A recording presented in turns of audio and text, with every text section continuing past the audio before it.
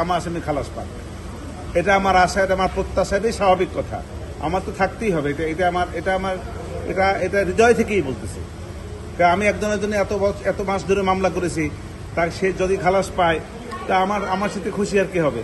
আপনার সাবমিশনে মানে ওই চৌধুরী আব্দুল মামুন ওনার বিরুদ্ধে অনেক অভিযোগ আনতে দেখা গেছে, ওনার ব্যাপারে আপনি কি আশা করেন? বলেছি এর আগেও, উনি আমার আসামি না। প্রথম কথা হলো উনি আমার আসামি না, ওনার সম্পর্কে আমার কোনো কথা বলাও ঠিক না। কারণ আমি যাদের আমি লয়ার, যাদের পক্ষে মামলা করি তাদের পক্ষেই আমার বলা উচিত। যারা আমার আসামি না তার পক্ষে আমি কেন বলবো? এটা বলা ঠিক না, এটা সমীচীন না। জি না, হয়নি, বলছি তো একটু আগে। বিচারের স্বচ্ছতা নিয়ে কি আপনার কোনো প্রশ্ন আছে? বিচারে আমার দেখা মতো কিছু না, তেমন কিছু দেখছি না। ভালোভাবেই বিচার হয়েছে বলে আমি মনে করি।